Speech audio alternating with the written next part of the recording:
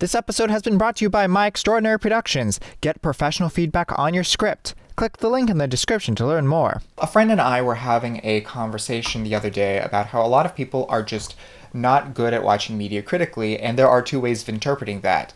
A lot of people are really good at watching media critically, meaning saying, this is wrong, and this is wrong, and this is wrong, and everything's wrong, and I hate this show. But the other way of watching media critically, which a lot of people struggle with, is saying, this was what things were like at the time, or these were the resources the filmmaker had available to them, and taking that into account before creating a judgment. Sometimes you'll get a comment like, this story is incredibly racist, ignoring the fact that it's the Dr. Martin Luther King biopic, and you can't really have that story without addressing race. Or they'll say, this woman has no agency over her life, ignoring the fact that this film takes place in 2000 BCE and concubine was the only option for her, the other option being death. It's like, what do you expect her to do? Some people also struggle with taking into account the fact that the time period a piece was produced in affects the piece itself. So there are stories from 1940 that were cute and adorable at the time, but we can't really tell them today because society's values have changed. One quote I loved was, Abraham Lincoln is considered to be racist by today's standards, but without Abraham Lincoln, we also wouldn't have today's standards. An example of this time period thing is Baby It's Cold Outside. At the time, people thought, it's a really cute song, they're very flirtatious with each other, but a few years ago, people started hearing it a different way. They started thinking that the man spiked the drink, that is kind of sketchy with today's context. One thing a lot of people will do is they will trash an entire show for one very small piece of it, and one example is How I Met Your Mother. A lot of people hated the finale because it didn't end the way most sitcoms end. It didn't end with Ted just meeting the mother, or Ted meeting the mother and getting married to the mother. It ended with the mother dying and Ted pursuing Robin again. To be fair, we definitely can be critical of How I Met Your Mother. There are definitely things Ted does that could be considered questionable at best. What I was getting at was discounting the entire show only because of the finale. The worst offense for me, though, is people not getting a joke and discounting a thing. Like, people not understanding, it's funny to have the one-eyed pilot flying the spaceship. That's the joke. The first question anyone should ask themselves before consuming media is, what genre is this? Because dramas tend to be on the serious side, and because they tend to be grounded in reality, they are held to a higher standard, especially when they're dealing with a specific person or a specific group of people. We expect them to really research their content because the research is available and it's doable. So when they don't, it's kind of offensive. A comedy, on the other hand, can get away with certain inaccuracies because they can say, oh, this is just a joke. Ironically, I actually find a lot of comedies to be more well-researched than dramas because in order to create a comedy to make fun of something, you really have to know what you're making fun of. Then we have shows of the science fiction and fantasy variety where you are able to do a few things that aren't factually accurate because in this world, magic exists and you can conveniently have a spell that gets rid of the dragon. Or in this world, science is super far ahead and you can conveniently push a button and instantaneously be teleported to Mars with no consequences. One question we also need to ask is, when does this story take place? Because a contemporary piece and a period piece and a futuristic piece should all have different standards to follow. A contemporary piece is anything that is shot right now. So if it was shot in 1960 and took place in 1960, it was contemporary in 1960. Today it's not contemporary.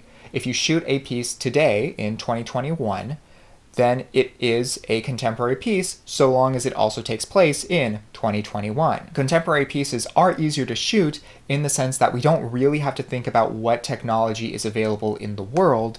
we already kind of know, and we don't have to worry about what fashions are available in the world because we kind of know. We only have to worry about what technology this person would have access to, or what fashion this person would wear. Period pieces, by contrast, are much more difficult to shoot because you have to ask yourself constantly, did this product exist at this moment?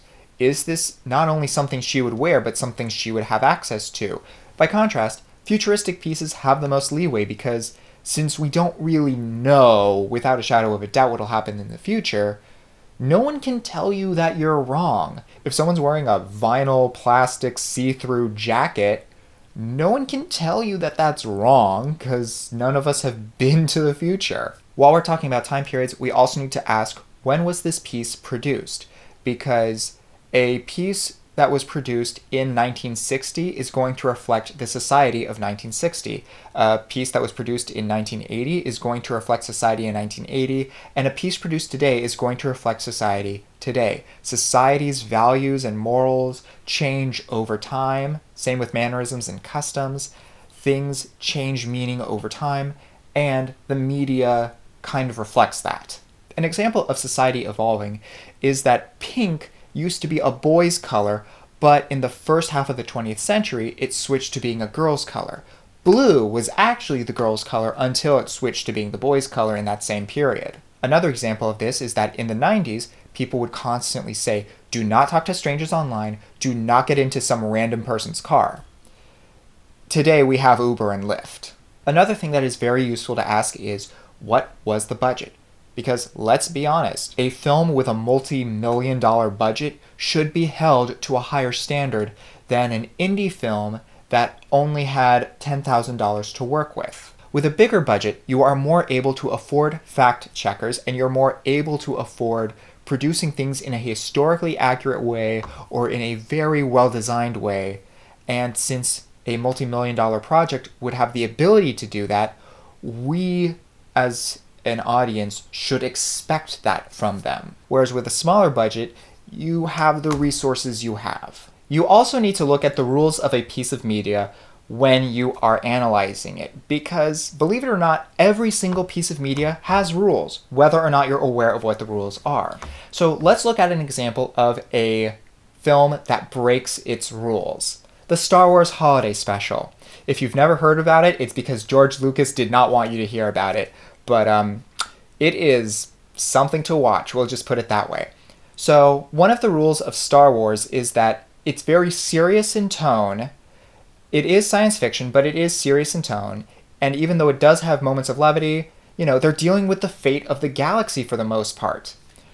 The Star Wars Holiday Special was not high enough stakes for that. It was dealing with just a single holiday and being able to spend time with Chewie's family. The next thing, Star Wars has a great musical soundtrack, but it is not a musical. So they gave someone a song? That's kind of weird. When Star Wars was originally produced, it was kind of like an indie film in that even though they had a budget, they didn't have a budget like a blockbuster budget. They had more of an indie film budget. They couldn't afford A-list actors. They used the actors they had access to who weren't as well known at the time. So to have the holiday special where they have a bunch of celebrity comedians is a little off-putting. Another thing is, Star Wars is supposed to take place a long time ago in a galaxy far, far away. They should not be making all sorts of pop culture references, which they did in the holiday special. So a lot of people feel like this does not follow the rules. Now here's a story that doesn't follow the rules on the surface, except it totally does. Shrek. It's a fairy tale. The monster or villain either gets imprisoned or dies. The princess has a spell cast on her, which is broken from true love's first kiss. Well, Lord Farquaad, who is definitely the villain of the story, ends up being eaten by the dragon, and Princess Fiona has true love's first kiss, and she is turned into an ogre, and she is now only an ogre, she is not human anymore.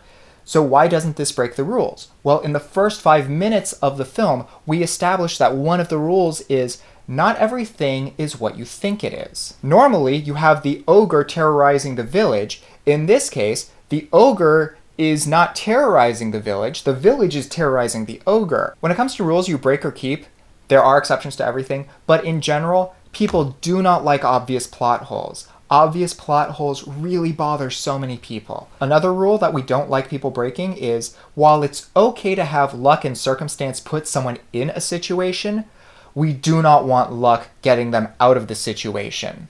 You know what else we don't like? We don't like when a story establishes a rule and then breaks it, but they don't explain why they're breaking it or why it's okay. An example of this could be that you establish that Superman cannot be around kryptonite because he loses his powers. And then at the end, he wins despite the kryptonite being everywhere. And you never explain that he went to a training facility and he got over the kryptonite, or at least he was able to, hold on to enough of his power to get over the kryptonite and save the day. And you never establish that he was actually faking it the whole time. It was just to lull this villain into a false sense of security. Basically, if you don't explain it, it comes across as lazy writing. Thanks for watching, and hopefully you were not too critical of me while you were doing so. But either way, thank you for watching. Please be sure to hit the like and subscribe buttons. Follow me on social media. If you've got a question, leave a comment, and I will see you all next time.